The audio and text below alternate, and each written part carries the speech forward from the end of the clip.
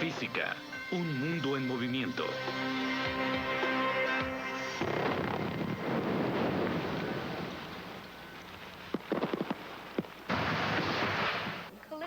Algunas colisiones y algunas explosiones ocurren por accidente. Otras a propósito.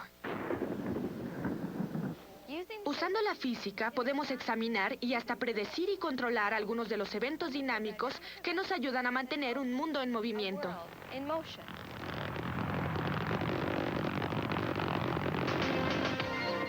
Conservación del momento. Colisiones bidimensionales.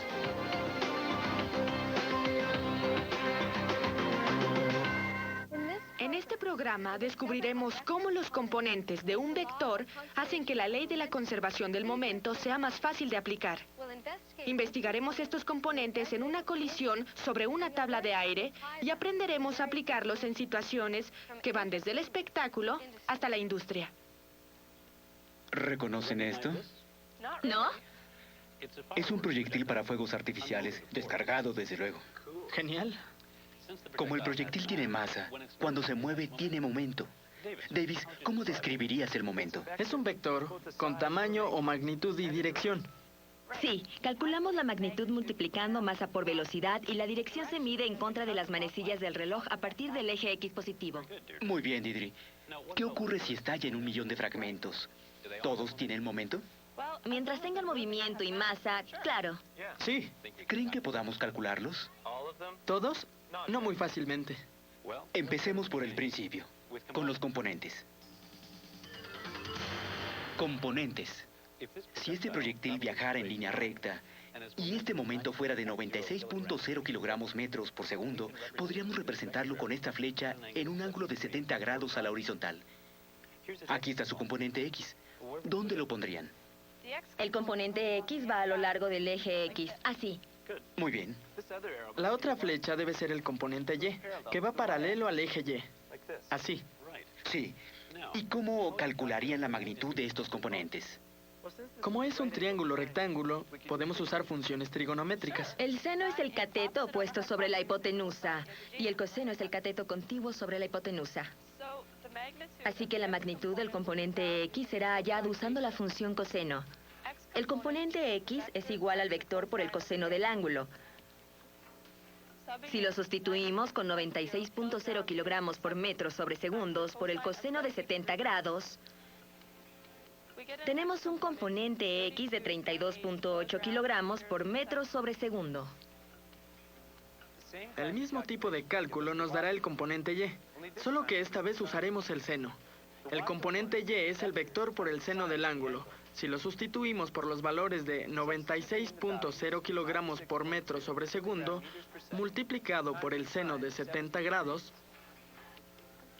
tenemos 90.2 kilogramos por metro sobre segundo. Buen trabajo.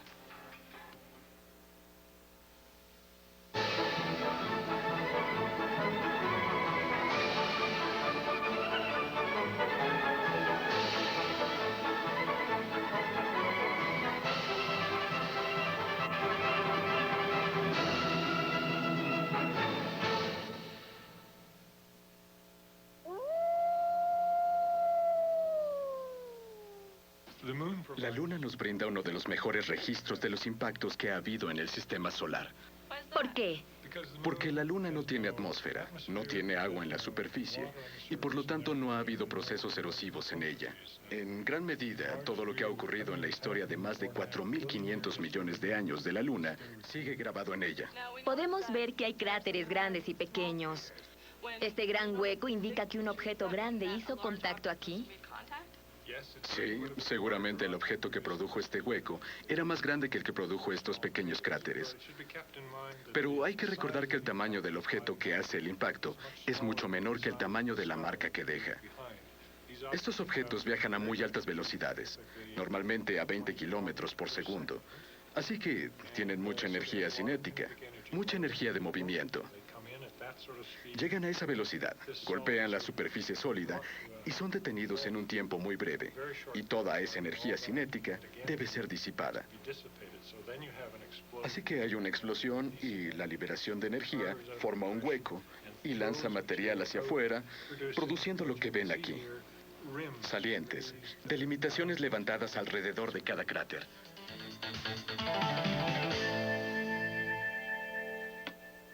Los discos de la tabla de aire se mueven en amortiguadores de aire y las chispas saltan del centro de los discos a la tabla que está abajo. Es una gran herramienta para estudiar las colisiones. Si Deidre y Davis ponen una hoja blanca sobre una hoja de papel carbón, las chispas dejarán un rastro de puntos mostrando las posiciones de los discos. El tiempo entre cada punto es controlado por el cronómetro de chispas que está programado a 100 milésimas de segundo o a 1/10 de segundo.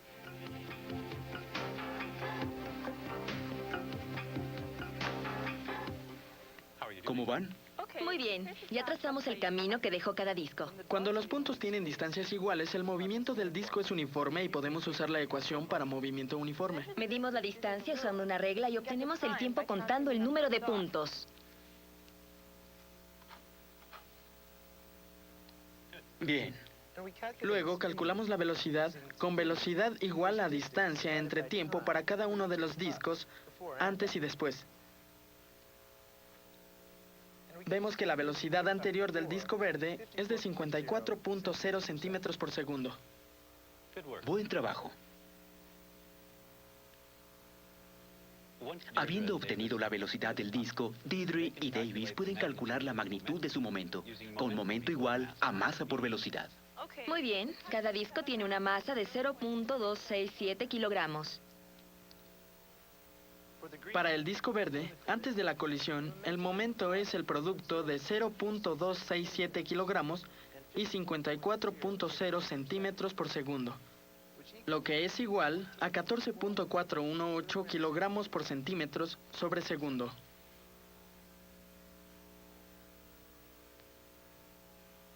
Se hace el mismo cálculo para cada disco antes y después de la colisión.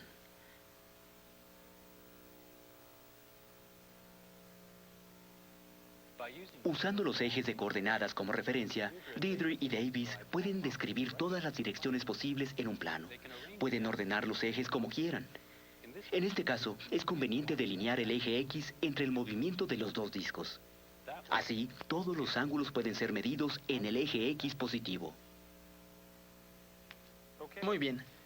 La dirección inicial del disco verde es de 135 grados y la del disco rojo es de 222 grados. Y las direcciones finales son 32 grados y 313 grados. Muy bien. Si el momento se conserva, la suma de los componentes X anteriores equivale a la suma de los componentes X posteriores. Y es el mismo caso con los componentes Y. Como recordarán, para cuantificar los componentes X, siempre hay que usar el coseno del ángulo y para los componentes Y, siempre hay que usar el seno del ángulo. Así es. Cuando se analiza una colisión en una tabla de aire, hay que empezar con las condiciones iniciales.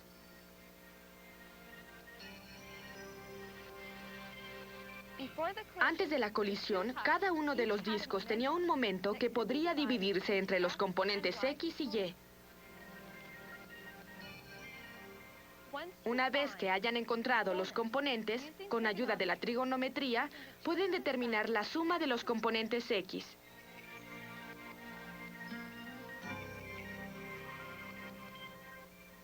Y la suma de los componentes Y.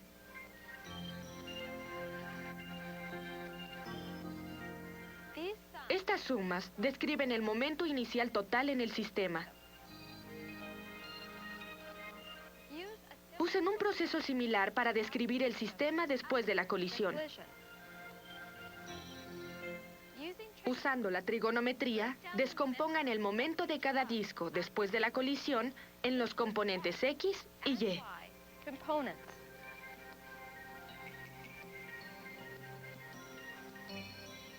Después, saquen la suma de los componentes X y Y.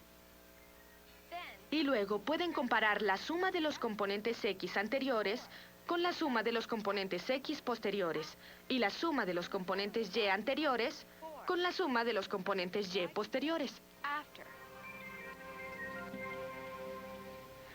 ¿Y cómo resultó el análisis?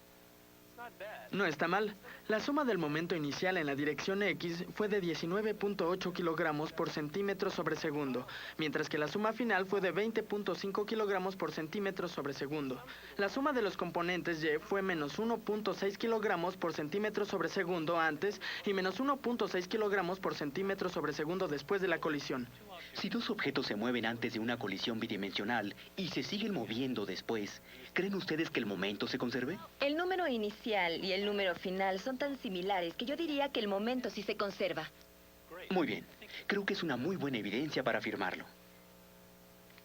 La ley de la conservación del momento establece que la suma de los momentos antes de una colisión equivale a la suma de los momentos después de la colisión. De un modo más útil, la ley puede expandirse a los componentes. La suma de los componentes X anteriores equivale a la suma de los componentes X posteriores. Y es el mismo caso para los componentes Y. ¡Fuego!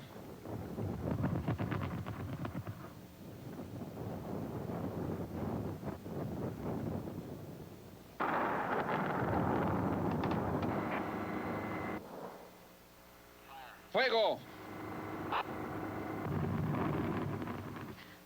Los ingenieros mineros aprenden a hacer explosiones como parte de sus estudios. Y como parte de esto, aprenden a diseñar una explosión y a tomar en cuenta diferentes factores básicos de seguridad, así como a optimizar el rendimiento de los costos de las explosiones. ¡Fuego! La dirección de una explosión puede controlarse de dos maneras. La primera, con un espacio despejado que ya existe. La segunda, con el modo en que inician sus hoyos. Si inician los hoyos a partir de una dirección, la materia de los hoyos subsecuentes básicamente caerá en el área donde ya hubo una explosión. Ese material se apilará en esa dirección. Puede hacerse lo que se conoce como un corte de cuña, empezar con una forma de V y sacar y meter V subsecuentes de un hoyo a otro. Así el material se apilará en el centro y hacia el frente de la explosión. Si no tienen un espacio despejado con el cual trabajar, pueden empezar la explosión en el centro y apilar el material en el espacio despejado que crearon. El material se apilará justo en el centro de la explosión. ¡Fuego!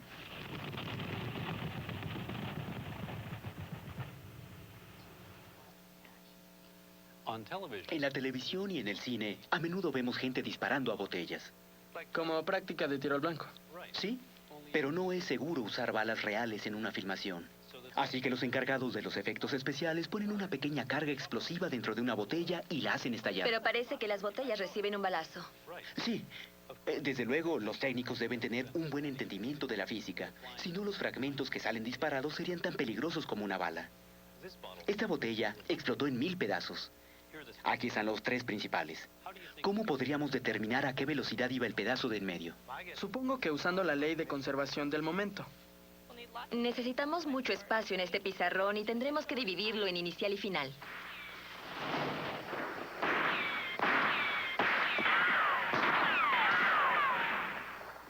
Sí. Los buenos efectos especiales siempre atraen la atención. La información del lado de antes es sencilla, nada se mueve, así que el momento anterior total es de 0. Y los componentes también son de 0. Digamos que la masa del primer pedazo es de 14 gramos. Su velocidad es de 3.0 metros por segundo y viaja en un ángulo de 165 grados. El segundo pedazo tiene una masa de 16 gramos.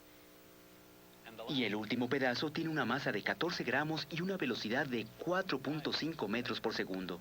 Y tiene una dirección de 55 grados. Vamos a ver. El primer pedazo despega a 165 grados y el tercer pedazo a 55 grados. Así que adivino que el segundo pedazo va así. Hagamos las operaciones y veamos qué tan buena es tu predicción. Tenemos que calcular el momento de todos los pedazos después de la explosión. Muy bien, el momento del primer pedazo es 42.0 gramos por metro sobre segundo a 165 grados. y el momento del tercer pedazo 63.0 gramos por metro sobre segundo a 55 grados. Ahora necesitan los componentes. Recuerden, en cálculos largos, solo hay que redondear la respuesta final para corregir el número de dígitos significativos. Muy bien. Para el primer pedazo, el componente X es menos 40.57 gramos por metro sobre segundo. Y su componente Y es más 10.87 gramos por metro sobre segundo. ¿Por qué tienen un valor negativo? Porque un ángulo de 165 grados pone el vector en el segundo cuadrante. En el segundo cuadrante, los componentes X son negativos y los componentes Y son positivos. Muy bien. Bueno, para el tercer pedazo, el componente X es más 36.14 gramos por metro sobre segundo.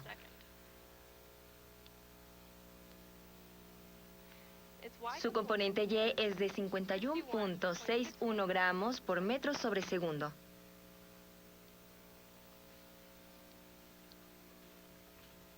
Ahora la ley de la conservación. La suma de los momentos iniciales es igual a la suma de los momentos finales. Luego entonces, los componentes se conservan.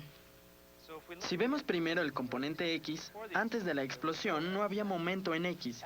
Después de la explosión había 3 piezas, es decir, 3 momentos X. Muy bien. Si aislamos el componente X del segundo pedazo y lo sustituimos por menos 40.57 gramos por metro sobre segundo y más 36.14 gramos por metro sobre segundo, el resultado es más 4.434 gramos por metro sobre segundo. Así es, y con el mismo método descubrimos que el componente Y es menos 62.48 gramos por metro sobre segundo. Hasta ahora lo han hecho muy bien. ¿Qué falta? Todavía necesitamos saber la velocidad y la dirección del pedazo más grande, el segundo. Suma vectorial significa poner los vectores extremo con extremo para poder encontrar la resultante. Quizá un diagrama pueda ayudarnos. Muy bien. En 1958 hicieron explotar la roca Ripple que estaba fuera de la costa de la Columbia Británica. La roca, ligeramente sumergida en un canal de navegación, había causado docenas de naufragios. Con una explosión especialmente diseñada, hicieron añicos 340.000 toneladas de roca. En esa época, esa fue la mayor explosión no nuclear planeada. Los componentes forman un triángulo rectángulo. ¿Cómo afecta esto a sus cálculos? Debemos hallar el momento del segundo pedazo, que es la resultante. Podemos usar el teorema de Pitágoras. C al cuadrado equivale a A al cuadrado más B al cuadrado. Muy bien, Y es la raíz cuadrada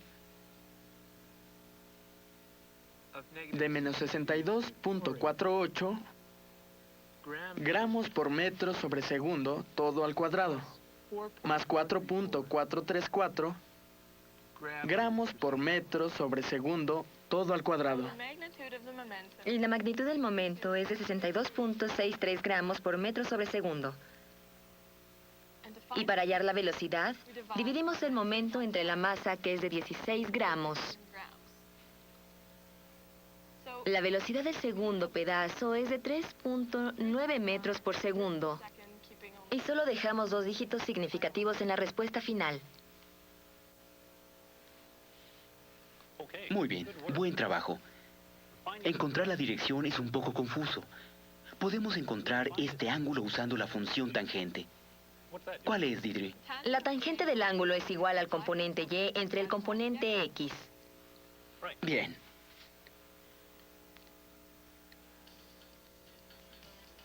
El truco para obtener el ángulo es usar la tecla de inversa o segunda función de la calculadora. En este caso, el ángulo es la tangente a la inversa de menos 62.48 gramos metro por segundo entre 4.434 gramos metro por segundo. Aquí tengo un ángulo negativo de 86 grados. ¿Qué significa ángulo negativo? Lo negativo significa que se mide hacia abajo a partir del eje X, no hacia arriba como es lo normal. Para tener el ángulo correcto, tendríamos que restarle 86 grados a 360 grados. Entonces el ángulo en realidad es de 274 grados. Lo que significa que la velocidad del segundo pedazo es de 3.9 metros por segundo y despega en un ángulo de 274 grados. Entonces su velocidad es de 3.9 metros por segundo a 274 grados. Muy bien hecho.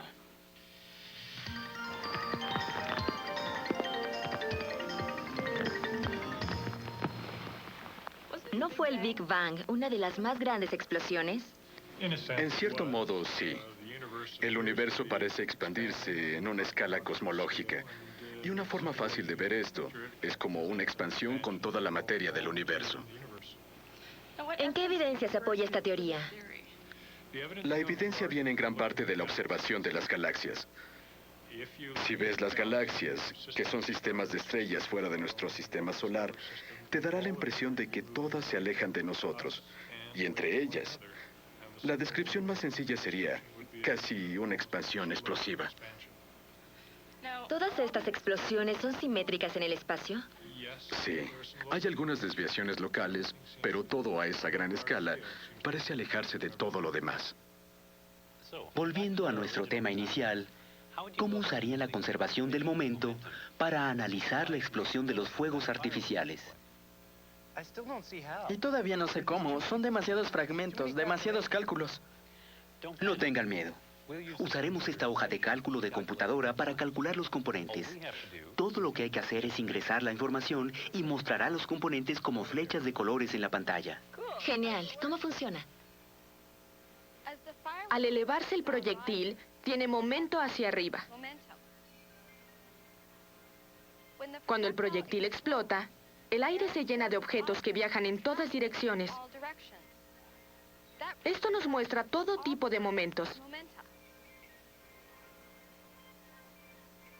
El programa de la computadora usa flechas azules para mostrar los componentes X del momento inicial y del momento final. El componente X inicial es sencillo, es 0.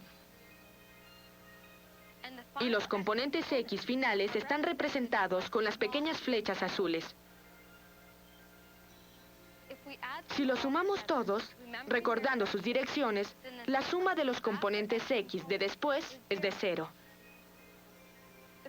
El programa usa vectores amarillos para los componentes Y. El componente Y anterior es el mismo que en el momento inicial, porque solo se mueve en la dirección de Y. En la imagen de después hay muchos componentes Y, pero podemos sumarlos como hicimos antes. Y terminar con un solo vector, el mismo del momento inicial. Así que los componentes de los vectores del momento de después pueden usarse en problemas con cualquier número de elementos. Así es como los componentes hacen que sea más fácil usar la conservación del momento en cualquier situación.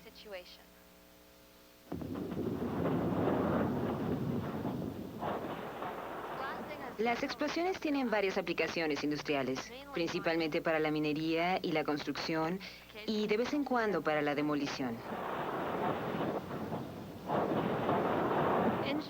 Los ingenieros diseñan explosiones y generalmente toman en cuenta unos 5 criterios diferentes.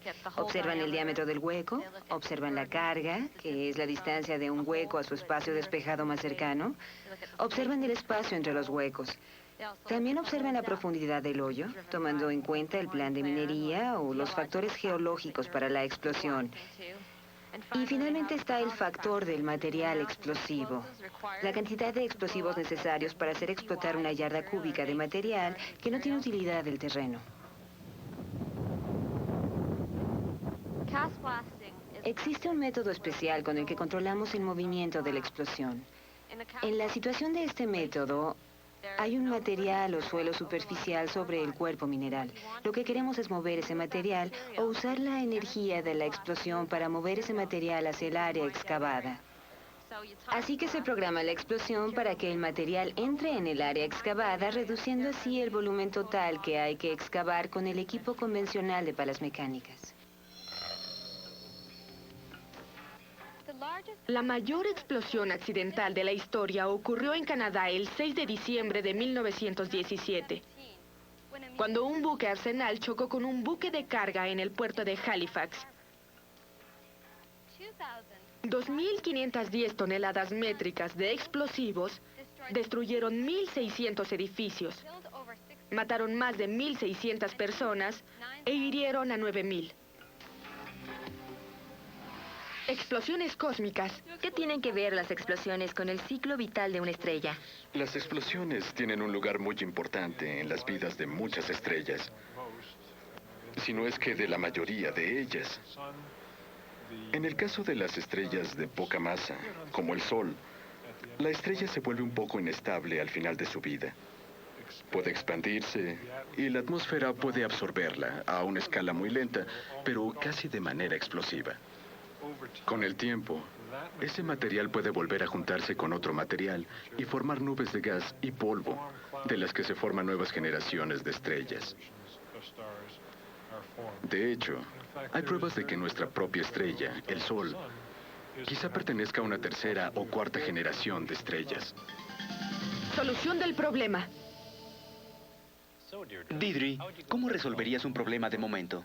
Lo primero que hay que hacer es separar en antes y después. Davis, ¿qué sigue? Luego identificamos toda la información y sacamos los datos que desconocemos. Siempre medimos los ángulos desde el eje X positivo. Hasta ahora van muy bien. Luego sacamos el momento de las cosas de las que tenemos suficiente información. Ya que sabemos cuál es el momento, hallamos los componentes. Para hacer esto, necesitamos usar el coseno o el seno de los ángulos. Luego, usamos la conservación del momento para la conservación de los componentes. Lo que representamos con una ecuación. Luego sustituimos las ecuaciones de los componentes, una parte por cada objeto en movimiento. Y tenemos que despejar lo que desconocemos. Y finalmente, resolvemos el problema inicial. Muy bien. Ahora veamos los cálculos que hicimos sobre este proyectil. Simplificamos las cosas para fines de demostración.